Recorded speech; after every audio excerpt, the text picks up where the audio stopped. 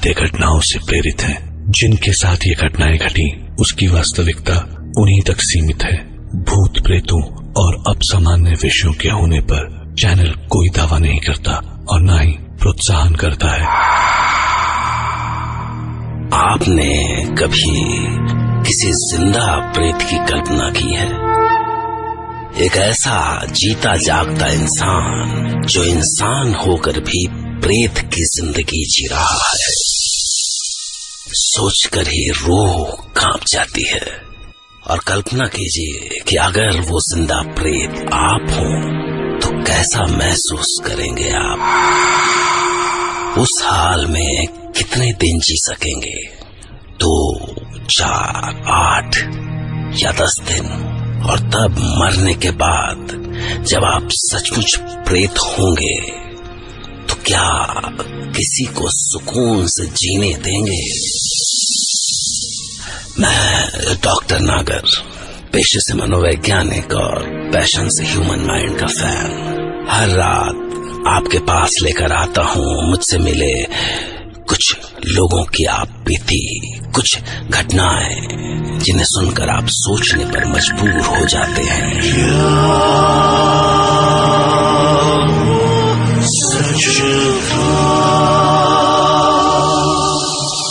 आज की कहानी के लिए मैं अपने साथ सुमंतो रे को न्यूयॉर्क लेकर गया, जहां रंगीन नियॉन लाइट्स और तरक्की की जगमगाहट के बीच आज भी एक लोक कथा ही नहीं, उसका पात्र भी जिंदा है, जिसके बारे में हमें मिस्टर मैथ्यू वेड से पता चला।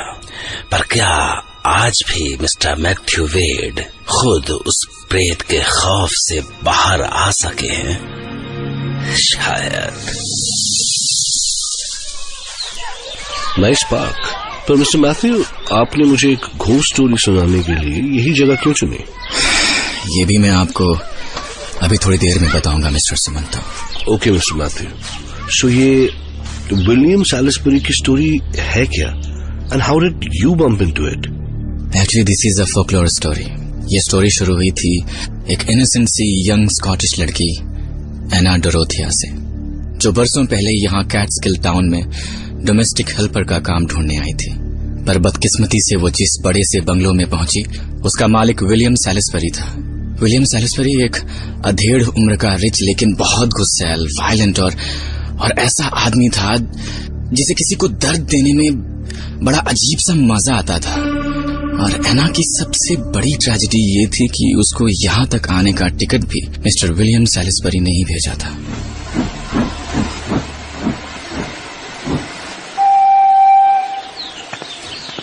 Wow, such a nice town. Hey, do you know Mr. William Salisbury's house? Yes, उनको कौन नहीं जानता? आप उनकी गेस्ट एना डोरोथिया है ना? हाँ। मैं आपको ही लेने आया हूँ। प्लीज अंदर बैठिए। Oh, thank you. Nice weather. Mr. William seems to be a kind man. एना अपने वेलकम से बहुत खुश थी। उसे तो अंदाजा भी नहीं था कि वहां उसका ऐसा शानदार स्वागत हो सकता है। और जब वो विलियम के बंगलों पर पहुंची तो उसे लगा कि जैसे वो स्कॉटलैंड की क्वीन का पैलेस हो। उसने उतरकर नॉक किया। मिस्टर विलियम बंगलों में अकेले ही रहते थे, तो उन्होंने ही दरवाजा खोला। Good morning mister William. Morning young girl, please come in. मुझे उम्मीद है तुम्हें रास्ते में कोई परेशानी नहीं हुई होगी। Absolutely not sir. एना को रास्ते में कोचवान की बताई सारी बातें झूठ लगी, जिसने उसे अलर्ट करते हुए कहा था कि मिस्टर विलियम बड़े गुस्सैल आदमी हैं। He's a nice old man. फिर उस कोचवान ने वो सब क्यों कहा था? He must be jealous of Mr. William's wealth, I think. Miss Anna, first freshen up, see the house, and then meet me in the main hall, जहाँ मैं तुम्हें तुम्हारी ड्यूटीज समझा दूंगा। Yes sir. लेकिन दोपहर में जब विलियम ने एना को उसका काम समझाया, घर की सफाई, कपड़े साफ करना और खाना बनाना, बस तुम्हारा इतना ही काम होगा। What? 2 दिन तो इतने बड़े घर की सफाई में ही लग जाएंगे, और फिर मिस्टर विलियम के कपड़े साफ करना, और फिर उसके बाद खाना बनाने जैसे कामों के लिए वक्त ही कहाँ मिलेगा? And one more thing, Miss. Anna Dorothea. Yeah. Remember one thing, Miss Anna. I hate excuses.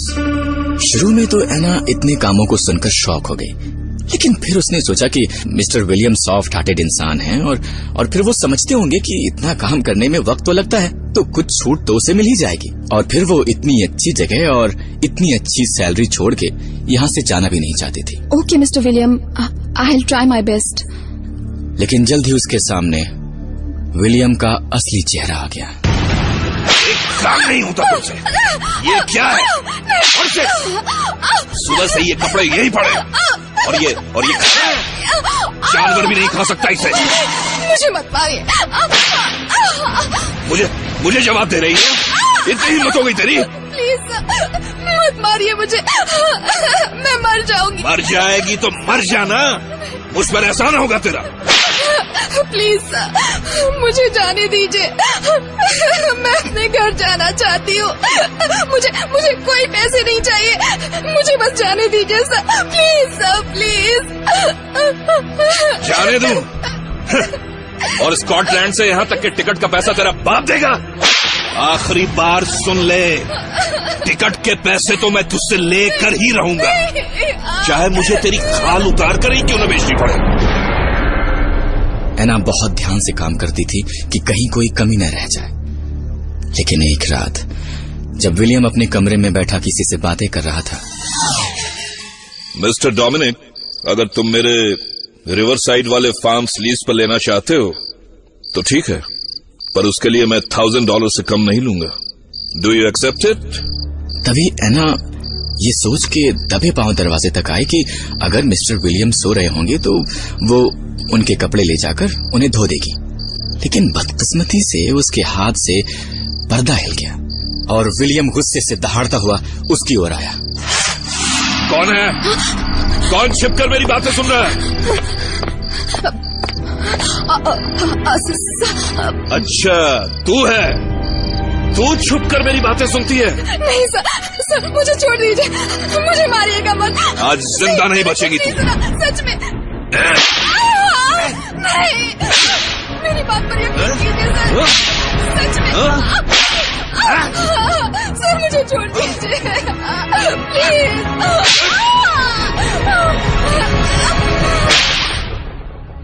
कुछ देर बाद जब विलियम मार मार के थक गया तो मासूम एना के सारे बदन पर बने घावों से खून छलक आया था। वो सारी रात दर्द से कराहती रही। उस रात उसने सोचा कि कहीं उसके काम में ही तो कोई कमी नहीं रह गई है, और उसने कसम खाई कि अब से वो मिस्टर विलियम को शिकायत का एक भी मौका नहीं देगी। और वो अगली सुबह जल्दी ही उठकर काम पर लग गई। उसने विलियम को शिकायत का कोई मौका नहीं दिया, लेकिन एक दिन विलियम बिना बात उस पर भड़क गया। ए लड़की, इधर आ। जी। कुछ दिनों से सारा काम पूरा कैसे हो जाता है और बिल्कुल ठीक ठाक? कौन मदद करता है तेरी?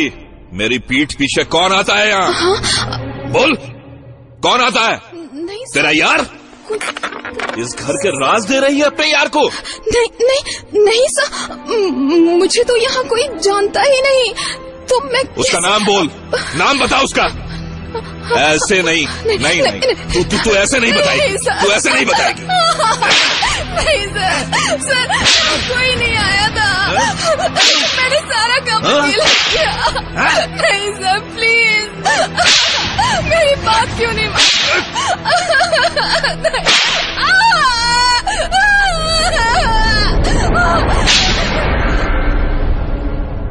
उसने मार मार के एना की खाल उधेड़ दी। अब एना समझ गई थी कि विलियम सैडिस्ट है। उसे उसकी चीखें सुनने में एक अजीब सा सुख मिलता है, और उसने फैसला कर लिया कि अब वो वहां नहीं रहेगी। वो उस रात ही वहां से भाग निकली।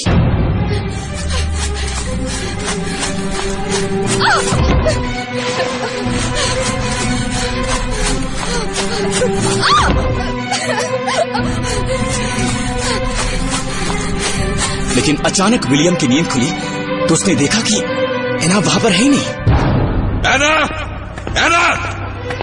एना डोरोथिया, where are you? ओह, भाग गई लगता है।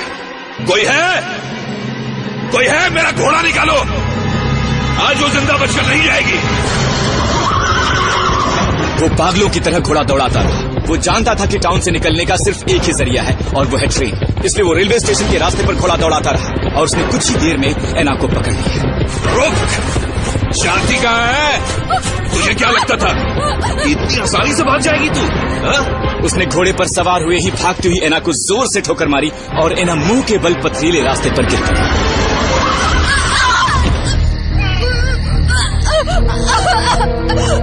इसके बाद वो जंगलियों की तरह एना पर टूट पड़ा। ये ले, फिर से भागेगी, फिर से भागेगी तू, फिर से भागेगी। रुक, आज मैं तेरा वो हाल करूंगा कि तू भागना तो क्या, तू अपने पैरों पे चलने लायक नहीं रहेगी। फिर से भागेगी तू। विलियम ने कुछ ही देर में उसे मार मार के अधमरा कर दिया, पर उसका मन इतने से ही नहीं भरा। उसने एना को एक रस्सी से बांधा और रस्सी का दूसरा सिरा अपने हाथ में लेकर घोड़ा दौड़ाता हुआ अपनी बंगलों की ओर घसीटने लगा। और भागना चाह रही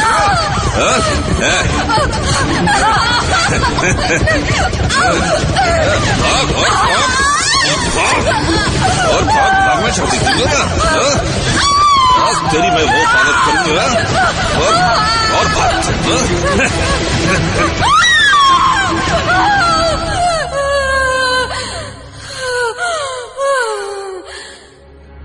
और जब विलियम अपने बंगलों पर पहुंचा तो उसके हाथ में बंधी रस्सी में एना के मांस के लोथड़े ही बचे थे। विलियम पर एना डोरेथिया के मर्डर का केस चला, पर उसने पैसे के दम पर जज को खरीद लिया। उसने कोर्ट में अपना बयान दिया कि माय लॉर्ड, मैं एना को मारना नहीं बल्कि उसे सिर्फ सबक सिखाना चाहता था, जिससे वो आगे से ऐसी हरकत ना करे। मैंने उसे डराने के लिए घोड़े से बांधा, पर घोड़ा अचानक भड़क गया और दौड़ पड़ा। मैं उसे कितनी कोशिश करके भी नहीं रोक पाया माय लॉर्ड। जज ने उसे अनचाहे की हुई हत्या का दोषी माना और 99 इयर्स की एज पर पहुंचने पर फांसी दिए जाने का आदेश दिया, और यह भी आदेश दिया कि जब तक वो 99 इयर्स का नहीं होता उसे अपने अपराध का एहसास दिलाने के लिए 24 घंटे उसे अपने गले में एक फंदा लटका कर रखना था, जो उसके अपराध का एहसास करवाता रहे। विलियम इस फैसले से बहुत खुश था, पर जब भी उसके पड़ोसी उसे फंदा लटकाए हुए देखते तो उन्हें एना की यातनाएं याद आ जाती और वो उसे कोसते, उस पर थूकते। इस तरह विलियम की जिंदगी मौत से भी बदतर हो गई। उसने बाहर निकलना छोड़ दिया। वो अपने बंगलों में ही फंदा लटकाए किसी प्रेत की तरह पड़ा रहता, उस जिल्लत को महसूस करता और रोता, लेकिन उसके कानों में अब भी पड़ोसियों की आवाजें गूंजती रहती।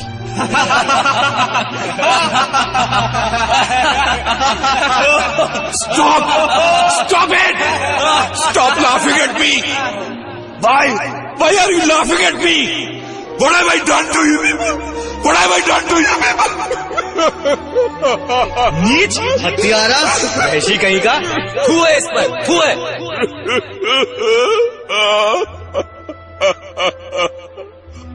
और एक रात पागल होकर उसने खुद को अपने ही गले में पड़े फंदे से लटका लिया। लेकिन ये कहानी यहीं पर खत्म नहीं होती। उसके बरसों बाद आज भी वो कुछ लोगों को गले में फंदा लटकाए दिख जाता है और कहते हैं कि उसको देखने वाले भी खुद को फांसी लगा लेते हैं। Really horrifying. पर मिस्टर मैथ्यू, आपने अभी तक ये नहीं बताया कि ये सब बताने के लिए मुझे आप पार्क में क्यों लेके आए?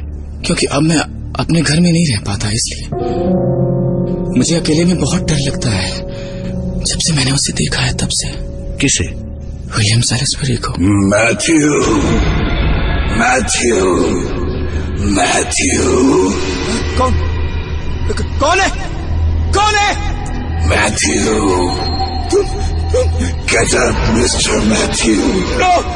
Get up. I said get up. No! You have to hang yourself. No! No! No! No! No! I won't! I won't! I won't! You will, Mr. Matthew. You will. Find the rope and tie the noose. The way I did it. Tie the noose, Mr. Matthew. Tie the noose.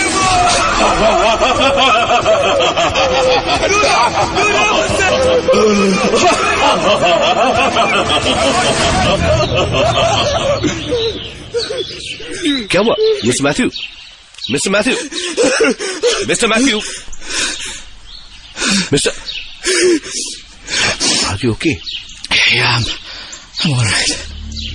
Sumant, पता नहीं क्यों ऐसा क्या है उसमें कि मैं खुद को रोक नहीं पाता और कहीं भी कोई भी रस्सी ढूंढने लग जाता हूँ ताकि मैं खुद को फांसी लगा सकूं।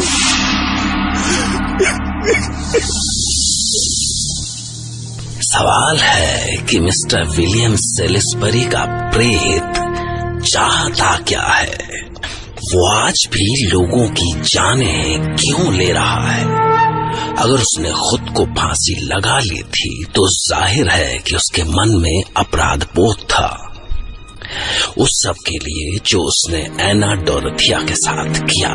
या कहीं ऐसा तो नहीं कि उसके मन में एना डोरोथिया के साथ किए का अपराध बोध नहीं, बल्कि टाउन के लोगों का उसके साथ किए बर्ताव के लिए नफरत है।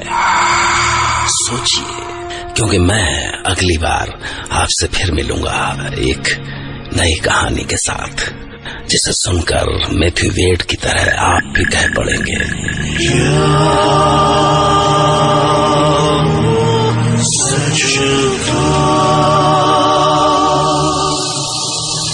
और एक आखिरी बात, मौत की सजा से इंसान तो खत्म हो जाता है, पर वो अपने पीछे छोड़ जाता है एक प्रेत, गुस्से की लपटों में जलता हुआ प्रेत।